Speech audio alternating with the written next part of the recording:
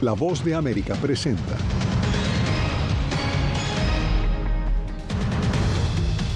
El presidente Joe Biden critica a los legisladores republicanos que formalizaron una investigación de juicio político.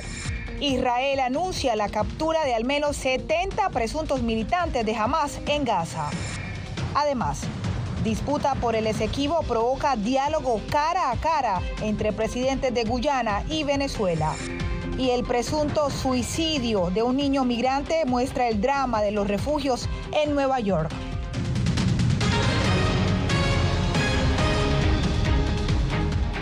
Bienvenidos. Desde Washington comienza El Mundo al Día. La votación para iniciar una investigación de juicio político al presidente Joe Biden se definió con 221 votos a favor y 212 en contra. Con este paso se formaliza el proceso de los republicanos en la Cámara de Representantes. Jorge Agobián nos cuenta qué sigue. This will be a 5-minute vote.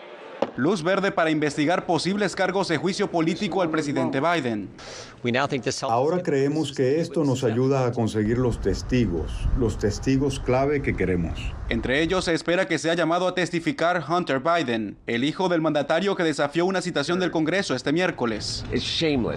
Hunter es la principal figura de la familia Biden acusada de presuntamente abusar del poder de su padre para negocios personales. No hay pruebas que respalden las acusaciones de que mi padre estuvo involucrado financieramente en mi negocio, porque eso no sucedió. Por meses, la bancada republicana ha estado investigando posibles actos de corrupción atados al mandatario. ¿Qué hicieron los Biden para recibir decenas de millones de dólares de nuestros enemigos en todo el mundo? Pero hasta ahora no ha sido revelada ninguna evidencia. Lo que estamos viendo de los republicanos de la Cámara de Representantes es una pérdida de tiempo y ciertamente es un truco político sin fundamentos. La Comisión Legislativa ahora tiene formalmente el poder de profundizar la investigación y citar a testigos para declarar bajo juramento. Según la ley, si la pesquisa arrojara un posible delito, deberán formular los cargos y someterlos a votación en el Pleno de la Cámara de Representantes. Solo si son aprobados, iniciaría oficialmente un juicio político en el Senado. El proceso tomaría buena parte del 2024, un año de campaña electoral en la que el presidente Biden planea buscar la reelección para un segundo mandato. Jorge Agobián, Voz de América. Y de Washington pasamos al Medio Oriente porque al menos 70 presuntos militantes de Hamás fueron capturados por tropas hebreas en Gaza. Pero Israel no cambia su postura de mantener los ataques. Alejandro Ernesto nos tiene el reporte, pero antes les advertimos que contiene material sensible para algunos espectadores. Más de 70 supuestos miembros de Hamás se entregaron este jueves a tropas israelíes cerca del hospital Kamal Adwan, al norte de Gaza, informaron las fuerzas de defensa de Israel. País que asegura que desmantelar a Hamás no será fácil y que llevará varios meses. Construyeron infraestructura bajo tierra y en la superficie, y no es fácil destruirla. Hará falta un largo tiempo, se prolongará varios meses y tal vez más, pero venceremos y acabaremos con ellos. Hamás, como parte del conflicto, reiteró su intención de diálogo, pero descartó la posibilidad de que su organización deje de existir. Cualquier apuesta por acuerdos en Gaza o en la causa palestina en general, sin Hamás y las facciones de la resistencia, es una ilusión y un espejismo. Entre tanto, se sigue exacerbando la crisis humanitaria que pone a Gaza al borde del abismo, según dice la ONU, porque cada vez hay más ruptura del orden civil. Mientras la asistencia humanitaria sigue siendo insignificante en comparación con la inmensidad de las necesidades, cuanto más continúe esta tensión, más imposible será el entorno. Asimismo, destacó la crisis que se registra en la ciudad limítrofe con Egipto, el punto más al sur al que los gazatíes pueden llegar, a donde se han dirigido en respuesta a la instrucción de Israel de evacuar el norte del enclave. Rafah ha cuadruplicado su número de habitantes de la noche a la mañana, especialmente cuando comenzó la ofensiva en el sur. Tradicionalmente ha sido un lugar donde vivían los más pobres de la Franja de Gaza y básicamente es un lugar que carece de infraestructuras y de todo lo básico. Este no es un lugar para albergar a más de 1 millón y ciertamente no a toda la Franja de Gaza. El consejero de Seguridad Nacional de Estados Unidos, Jake Sullivan, en su visita a Israel, reiteró su apoyo al país hebreo y aseguró que seguirán trabajando para la liberación de todos los rehenes. Mientras, países de la Unión Europea, al menos 17 de 27, enfrían su respaldo a Israel y piden un cese al fuego inmediato. Alejandro Ernesto, Voz de América, Jerusalén. Seguimos en Medio Oriente, exactamente en Belén, porque en esta Navidad, en el lugar conocido como el lugar de nacimiento de Jesucristo, solo se oficiarán ceremonias religiosas. Gustavo Ocando nos informa que las principales iglesias cancelaron todas las celebraciones navideñas debido a la guerra en Gaza. Belén será un lugar sombrío este año. La ciudad palestina, venerada por los cristianos como el lugar de nacimiento de Jesucristo, no tendrá celebraciones, ni luces, ni fuegos artificiales, ni árbol de Navidad. Las tres iglesias principales, ortodoxa griega, armenia y católica, han acordado celebrar únicamente ceremonias religiosas. Estaremos de luto por aquellos que están siendo masacrados en Gaza. Hay una profunda atmósfera de dolor aquí y todas las iglesias han decidido celebrar solo servicios religiosos en Navidad. Belén acoge una de las celebraciones navideñas más importantes en el mundo. Cada año la ciudad se ilumina con miles de lámparas y se adorna con uno de los árboles de Navidad más grandes de Tierra Santa. Desde que estalló la guerra entre Israel y Hamás, las iglesias en Belén acogen solo a creyentes locales. Turistas y peregrinos han huido, afectando la economía de la ciudad. Soy musulmán, pero no creo que sea la decisión correcta no colocar el árbol este año. Esta es una tradición. Durante siglos lo hemos estado haciendo. Es un símbolo que nos une. Estoy de acuerdo en que no debería estar encendido, pero el árbol debería estar ahí. Entonces nos sentimos tristes porque lo único que podemos hacer aquí es orar, porque lo más importante aquí es el nacimiento de Jesús y las oraciones. Entonces los festivales son algo extra. La iglesia de la Natividad no estará cerrada por Navidad. Los sacerdotes dicen que esta será una Navidad muy triste, pero los servicios religiosos se llevarán a cabo como de costumbre en todas las iglesias. Gustavo Ocando, Alex, Voz de América. Pasamos a Rusia, donde el presidente Vladimir Putin reiteró este jueves que los objetivos de lo que llama su operación militar especial en Ucrania no ha cambiado. El mandatario aseguró en rueda de prensa que no está dispuesto a retroceder en su ofensiva. Aseguró también que hasta el momento unas 486,000 personas se habían alistado voluntariamente como soldados contratados y que no tiene planeado movilizar más reservistas. Y ahora vamos a Sudamérica, donde el presidente de Venezuela, Nicolás Maduro, y su homólogo guyanés, Irfan Ali, se reunieron en San Vicente y Las Granadinas para abordar la disputa por el Esequibo. Nos conectamos a Caracas con Adriana Núñez Rabascal. Adriana, ¿qué tal? Cuéntanos, ¿cómo ha trascendido este encuentro? Bueno, imagínate que hasta esta hora siguen reunidos en San Vicente y Las Granadinas ambos presidentes, el de Venezuela, Nicolás Maduro, y el de Guyana, Irfan Ali. Llegaron cerca de las 10 de la mañana a ese país, promovidos por esta facilitación que está llevando adelante la Comunidad de Estados Latinoamericanos y del Caribe, CELAC, y también la Comunidad de Países del Caribe, CARICOM. Pero ¿qué los lleva a reunirse el día de hoy? Es la tensión por el territorio Esequibo, un área geográfica de unos 159,000 kilómetros cuadrados, rica en recursos minerales y que ambas naciones reclaman como propia, y los ha llevado a una disputa territorial en la Corte Internacional de Justicia. Hasta ahora se ha conocido que la reunión ha sido a puertas cerradas. Se han visto cara a cara Nicolás Maduro e Irfan Ali, y también han participado los facilitadores, entre ellos el canciller de Brasil, Celso Amorín, y el canciller de Colombia, Álvaro Leiva. Hasta esta hora se sabe que habrá un comunicado conjunto que se presentará tan solo en minutos, pero quien sí tuvo la oportunidad de hablar con los medios fue el presidente de Guyana, Irfan Ali, y decía cosas como estas, voy a citar textualmente: cada amenaza de fuerza o de uso de la fuerza debe ser denunciada. Cada parte debe asumir la responsabilidad, lo dejamos claro. Guyana no es la agresora, Guyana no busca la guerra. Y estas palabras de Irfan Ali van en respuesta a la decisión que tomó hace un par de semanas el gobierno de Venezuela de nombrar una autoridad única en la zona, pero que despacha desde Venezuela, entre otras acciones como mover tropas muy cerca de este territorio en disputa. Gracias por el informe, Adriana Núñez Rabascal.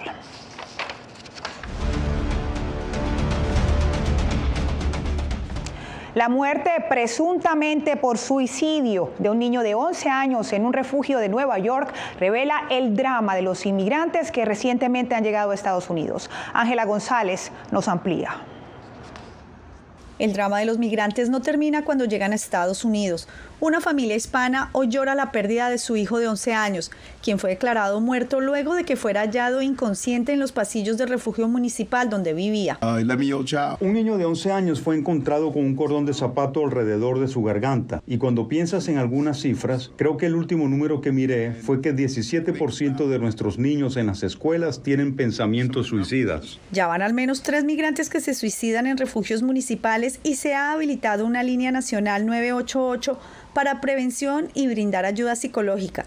Más de 140.000 personas han llegado a Nueva York desde la primavera de 2022 y al menos 66.000 viven en refugios u hoteles de emergencia en espera de poder solucionar su estatus migratorio, lo que agrava la salud mental de las familias, dice la migrante colombiana Carol Rosado, que llegó hace 8 meses. Lo más terrible es la muerte, pero también arrastra muchas cosas terribles el camino.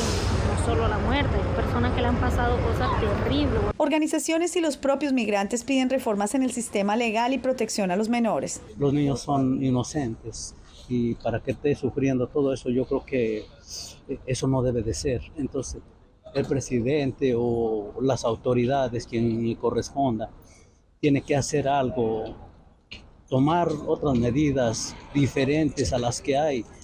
Este fue el hospital donde fue declarado muerto el menor y ahora se espera conocer el reporte forénsico para determinar las causas de su muerte. Ángela González, Voz de América, Nueva York. Por otro lado, México experimenta altísimos índices de secuestro. De acuerdo con el Departamento de Estado de Estados Unidos, Víctor Hugo Castillo recogió testimonios de algunos migrantes que sobrevivieron secuestros y denunciaron sus casos ante la Comisión Nacional de Derechos Humanos en México. De hecho, mataron a un muchacho, lo empezaron primero a extorsionarlo porque creo que su familia aún no pagaba todo el dinero que le pedían. Es el horror del secuestro que este grupo de 18 migrantes dice haber sufrido en Reynosa, México. Y dijeron que lo iban a empezar a cortar por pedacitos y después se lo iban a llevar a cocinar, así dijeron. Ella narra que sus hijos pequeños fueron testigos de la mutilación de dedos, manos y pies de otro migrante que eventualmente ejecutaron porque su familia no había pagado el rescate. Había sangre y ya después limpiaron todo ahí, pero enfrente de los niños hacían eso. En su denuncia ante la Comisión Nacional de los Derechos Humanos, los migrantes sostienen que al llegar a la central de autobuses en Reynosa fueron interceptados por 7 hombres encapuchados que con navajas y bates los forzaron a abordar unos taxis para llevarlos a un hotel. Me quitaron toda la ropa porque para revisarnos si no traíamos más dinero, porque nos quitaron todo nuestro dinero, lo que traíamos, y que quería un familiar para que pagara nuestra cuota, para que no llegáramos tarde a nuestra cita. Los llevaron después a una bodega donde afirman haber visto cerca de 200 migrantes secuestrados a comienzos de diciembre. Ahí había muchas familias encerradas, todos los niños estaban con fiebre, deber de recuperarse los niños, pero están corriendo peligro. La queja también fue presentada ante la Fiscalía General de la República, la cual remitió el caso a la Fiscalía General del Estado de Tamaulipas. La Voz de América pidió un comentario al Instituto Nacional de Migración, pero hasta la emisión de este noticiero no hubo respuesta. En Tamaulipas se ha profundizado mucho por los grupos delictivos que controlan cada zona, y entonces esto es grave, y que las autoridades no puedan detener, no puedan frenar. Por mí pagaron $7,500. Nosotros pagamos $7,000. Por mí casi $500,000. $500,000 de pesos. Sí, ya no podemos confiar en regresar en un taxi o hospedarnos en un hotel. Los migrantes entrevistados pidieron mantener el anonimato para proteger su seguridad. Víctor Hugo Castillo, Voz de América, McAllen, Texas. Cuando volvamos, ¿cómo va la agenda verde que planeó el gobierno Biden en este 2023 y lo que viene el próximo año?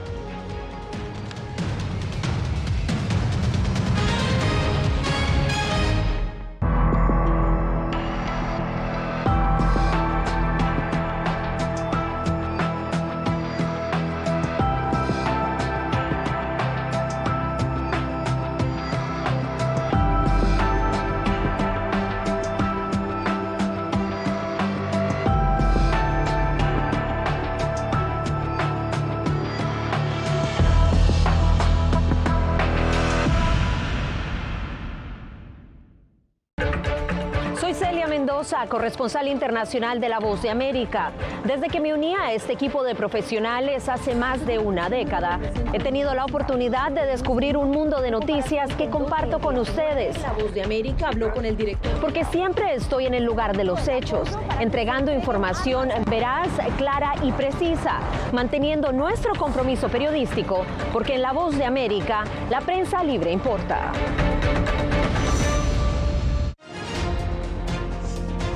Actualidad. Que la inteligencia artificial va a estar presente en nuestro día a día. Intentan sacarse de encima a trabajadores. Análisis. El cambio climático está teniendo muchísimos impactos que afecta siempre a los más vulnerables. La región necesita ayuda. Debate. Proteger a las escuelas con armamentos. Es una total ridiculez, es algo inverosímil. Con la información más allá de los titulares. Todas las semanas por La Voz de América. Desde Washington, le saluda Gonzalo Abarca. Hola, soy Oscar Ortiz Barahona, corresponsal La Voz de América. Ser La Voz de América desde Honduras me permite conectarme con todos ustedes, nuestras audiencias en todos los países del continente, ofreciendo información veraz sobre los temas que más te impactan. Honduras y los Estados Unidos han ejercido labores humanitarias en 40 viviendas.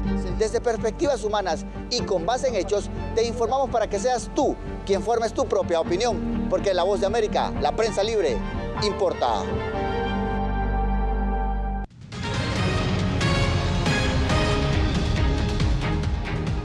Inyectar miles de millones de dólares en proyectos para mitigar los efectos del cambio climático fue una de las prioridades del gobierno de Joe Biden para el 2023.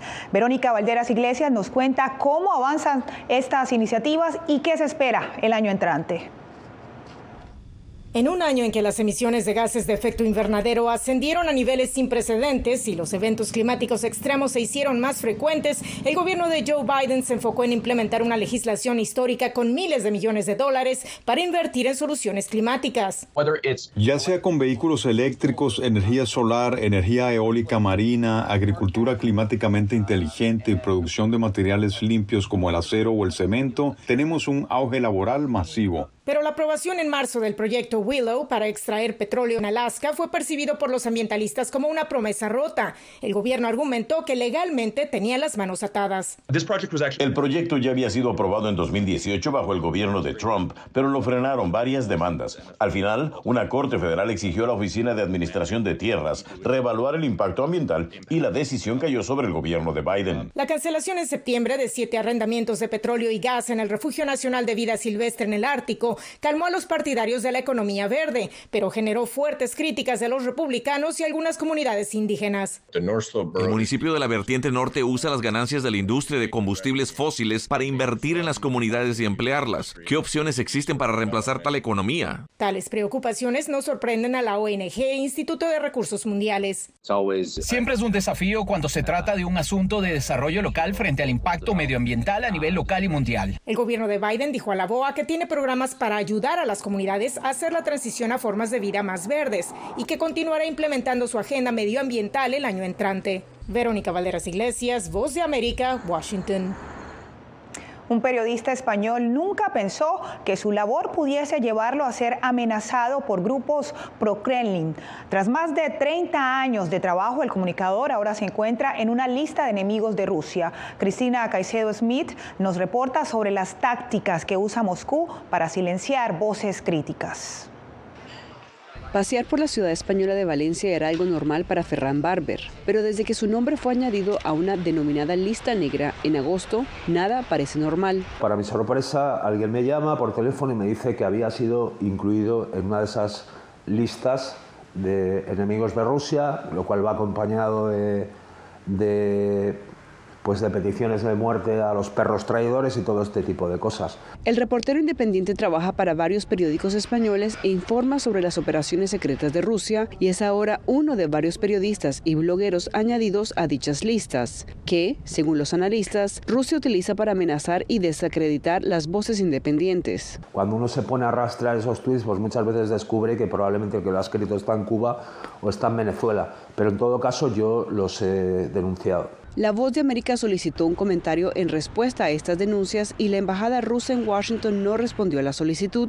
Yana Korskaya es experta en represión transnacional y dice que una de las tácticas del Kremlin es amenazar en línea a periodistas con el propósito de silenciarlos.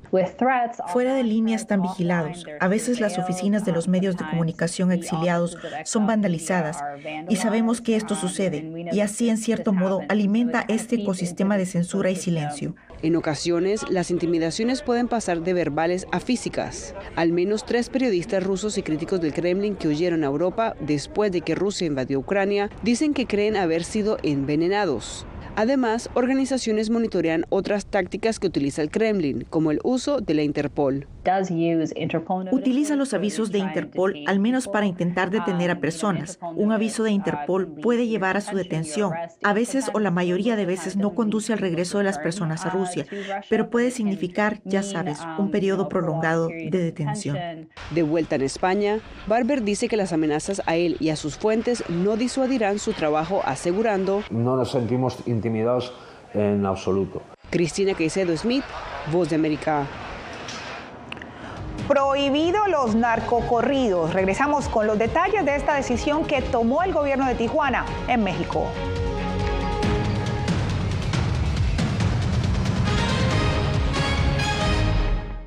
Hola, soy Natalí Salas Guaitero, conductora de La Voz de América. Desde pequeña desarrollé un gran deseo por darle voz a aquellos que son invisibles por una u otra razón. Ya ha sido reforzada. Me enorgullece ser parte de La Voz de América, un equipo en el que la ética y la búsqueda de la verdad siempre son el norte. Ser periodista es una gran responsabilidad porque somos defensores de principios de libertad y para mantenerlos, la prensa libre importa.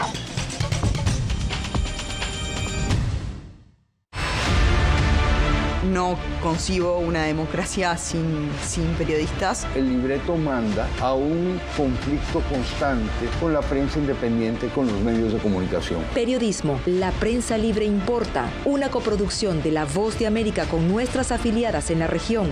Se ejerció esta profesión con mucho miedo. ¿Cuántos periodistas van muertos ya por decir la verdad? Disponible en vozdeamerica.com. Soy Fabiola Chambi, corresponsal de La Voz de América en Bolivia. Retratar la complejidad de mi país para una audiencia internacional le ha dado una nueva perspectiva a mi labor como periodista. Desde esa mirada descubro en el día a día que el trabajo que realizo en La Voz de América me ha permitido dar vida a los valores del periodismo profesional. Aquel que les informa a ustedes, nuestras audiencias, con balance, precisión y profundidad. Porque en La Voz de América, la prensa libre importa.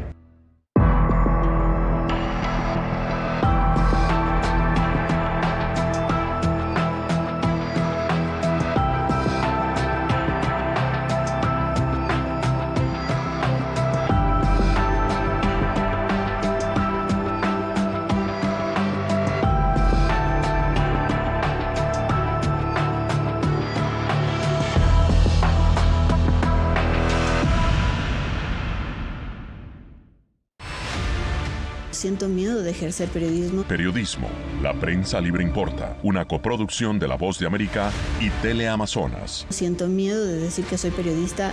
Disponible en vozdeamerica.com.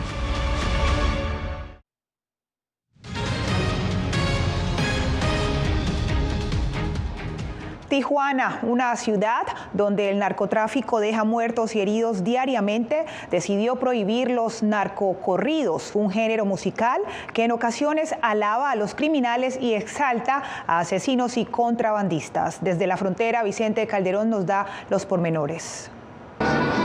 Moisés Núñez ensaya mientras espera clientes en la Plaza Santa Cecilia. Siempre le cantamos allá a las personas, pero canciones que son más clásicas. Aquí se consigue un grupo norteño, una banda con tambora o un mariachi. Lo que no encuentra es quien toque un narcocorrido, porque el Ayuntamiento de Tijuana los ha proscrito. La prohibición de reproducción, transmisión, exhibición de imágenes o música, canciones que inciten a la violencia o a la apología del delito. Es un género muy popular no solo en México. El cantante Peso Pluma tiene en su repertorio varios narcocorridos. Cuido la plaza casa del señor Guzmán. Los corridos son una vieja expresión artística que relata acontecimientos populares, pero en años recientes creció una variación que enaltece la cultura del narcotráfico. La multa por reproducir o interpretar narcocorridos en Tijuana podría alcanzar $1.200.000, unos $72.000 aproximadamente. Este cantante expresó su desacuerdo en redes sociales. La libertad de expresión pues no puede ser censurada en ninguna de sus modalidades. Dijo que acatará la disposición, pero en este concierto alababa a mafiosos locales. No cualquiera tiene estrella y menos cualquiera pertenece al cártel arellano. La alcaldesa promovió la prohibición después de que algunos artistas cancelaran sus presentaciones tras ser amenazados por narcotraficantes, supuestamente por cantarle a grupos rivales. Vicente Calderón, Voz de América, Tijuana.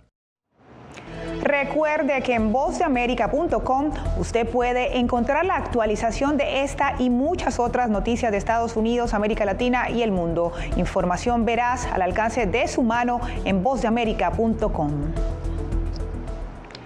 Y Guatemala inaugura exposición que recorre más de 3.000 años de legado cultural. Le contamos de qué se trata en minutos.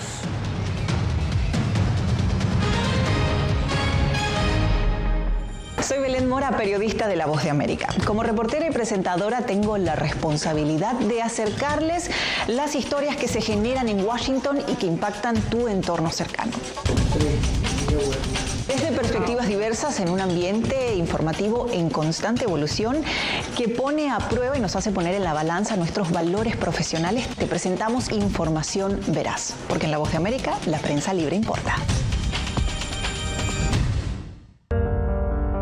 En tiempos de cambios, cuando el mundo parece incierto y lo que escuchamos no refleja lo que vemos,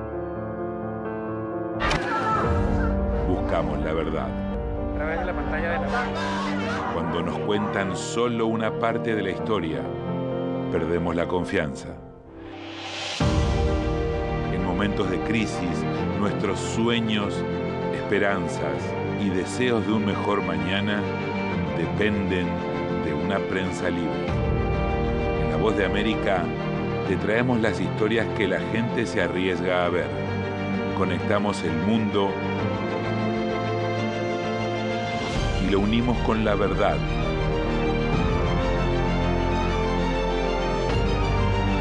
En La Voz de América te presentamos el panorama completo.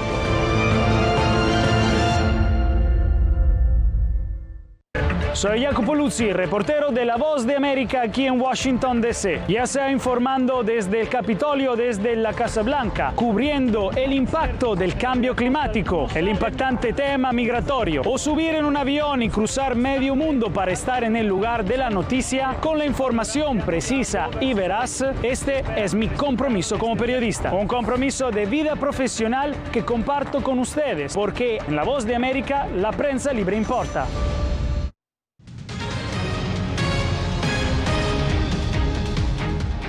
Guatemala habilitó una muestra sobre la civilización maya que explora un legado cultural de más de 3.000 años. Eugenia Sagastume visitó el Museo de Arte de Maya, que abrió sus puertas para divulgar este legado de la humanidad. La civilización maya es considerada una de las más importantes en el mundo por su desarrollo en la escritura, la invención del cero, sus aspectos calendáricos y la observación de los astros. Este museo resume cómo vivieron los mayas desde el periodo preclásico. Podemos encontrar esculturas, estelas, monumentos y sobre todo material cerámico que nos va a narrar la historia de esta población. Nos va a contar sobre sus logros en ciencia, en arte, en religión y arquitectura.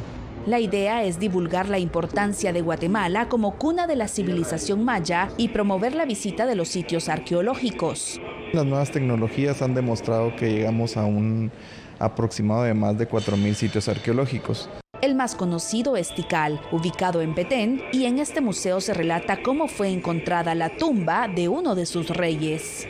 En esta sección podemos encontrar figurillas con formas humanas que son a manera de ofrenda encontradas en la tumba del gobernante de Tikal, Hassan Chancawil, quien fue rey desde el año 682 al 734 después de Cristo. Uno de muchos relatos históricos que atraen a turistas. El adentrarse más a esta historia y es fascinante.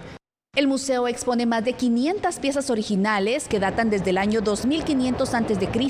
y que muestran el esplendor de la civilización maya hasta la época actual.